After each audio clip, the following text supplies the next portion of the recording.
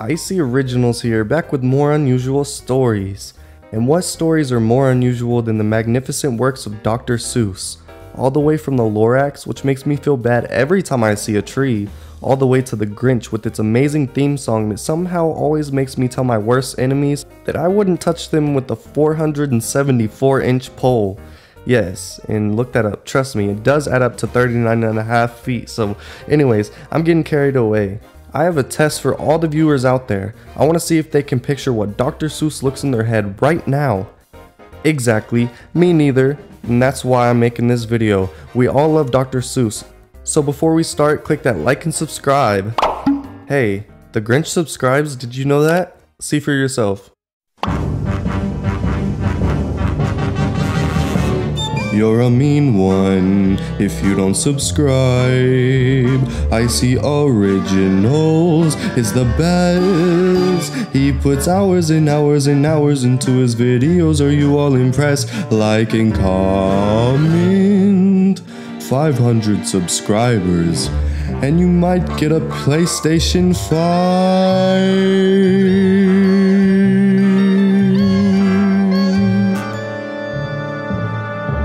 99% aren't subscribed. If you were, it'd help his channel out.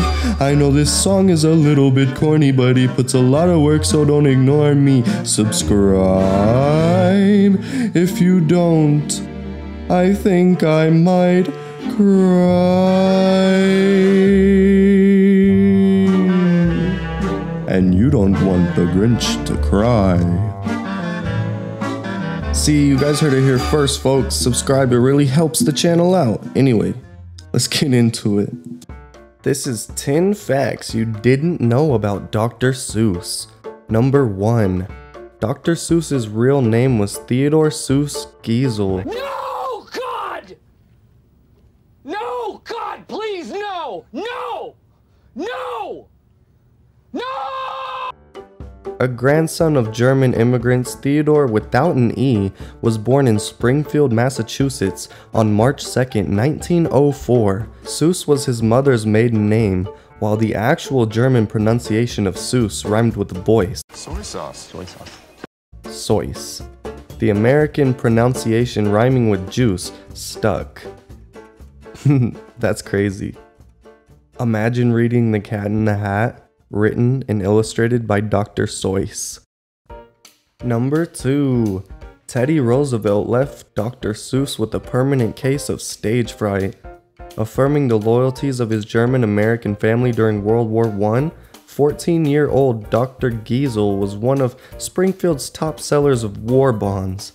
Before an audience of thousands, Ted was to be the last of 10 Boy Scouts to receive a personal award for his efforts from former President Theodore Roosevelt.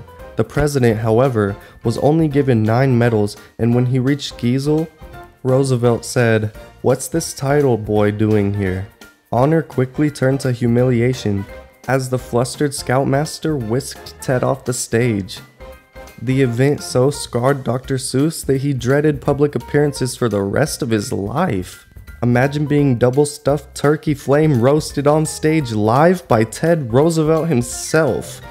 Good afternoon, parents. Good afternoon, boys and girls. Shut the fuck up. Hey! Not nice. No, thank you. Oh, thank you. You need to leave?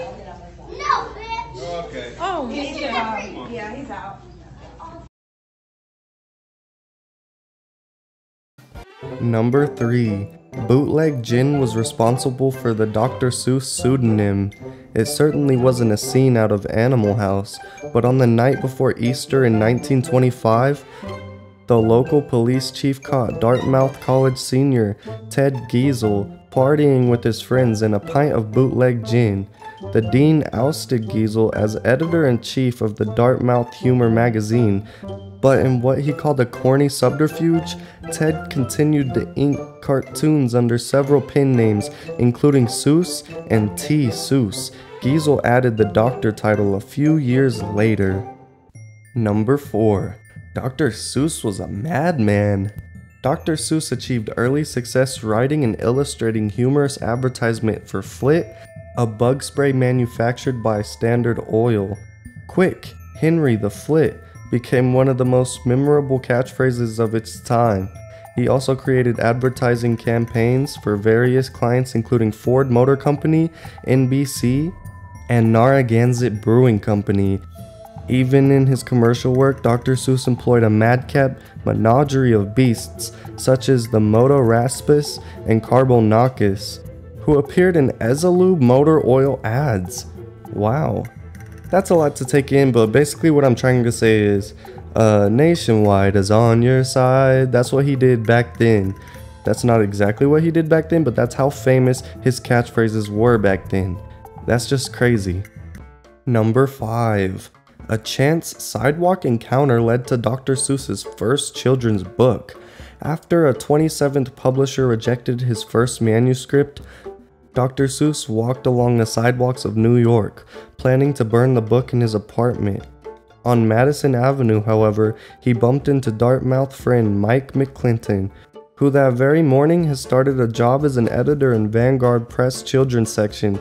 Within hours, the men signed a contract, and in 1937, Vanguard Press published And to Think That I Saw It on Mulberry Street, which launched the extraordinary literary career of Dr. Seuss. If I had been going down the other side of Madison Avenue, I'd be in the dry cleaning business today, he later said. Well, let this be said, if anyone out there has an opportunity to do anything, take it.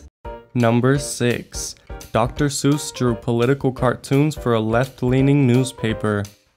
As the Nazi tanks rolled into Paris in 1940, Dr. Seuss felt compelled to express his opposition to American isolationists, particularly aviation hero Charles Lindbergh.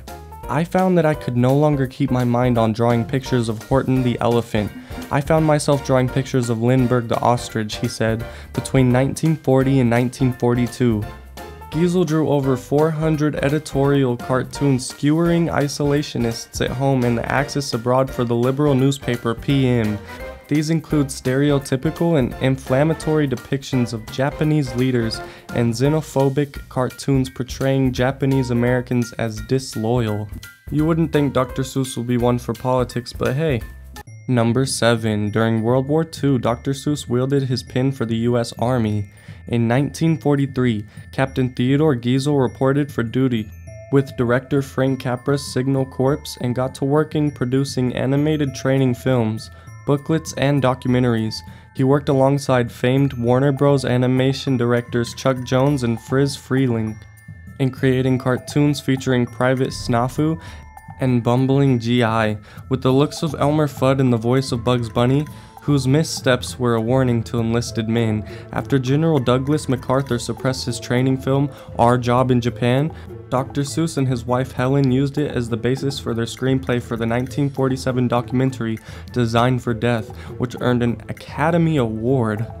That's wild. Number 8.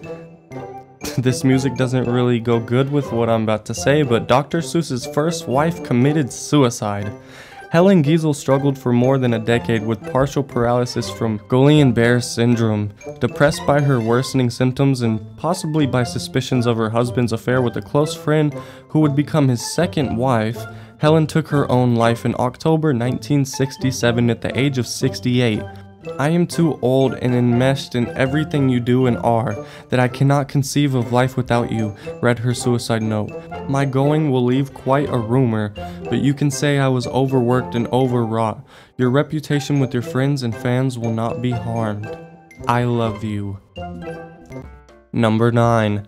Dr. Seuss never had any biological children. Helen Geisel was unable to bear children, and Geisel did not father any children with his second wife, Audrey, though he was a stepfather to her 2 daughters. When Dr. Seuss was asked how he could connect with his children in spite of not having his own, his stock answer was, "You have 'em and I'll entertain 'em."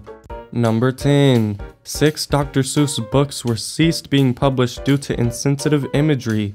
In March 2021, Dr. Seuss Enterprise announced it would no longer publish 6 of Dr. Seuss books, including And to Think That I Saw It on Mulberry Street and If I Ran the Zoo, due to imagery that was determined to be racist and insensitive. These books portray people in ways that are hurtful and wrong, the company said in a statement, ceasing sales of these books in only particular parts of the continent, and our board plan to ensure Dr. Seuss's Enterprise catalog represents and supports all communities and families. To be honest, I think everyone's a little bit just too sensitive, but tell me what you think in the comments below. You've been watching Icy Originals, and this is 10 facts that you may or may have not known about Dr. Seuss. I'll see you guys next time. Make sure to hit that like and subscribe. I love you so much. Everything helps the channel. In the meantime, stay curious, and I'll be back next week with more unusual stories.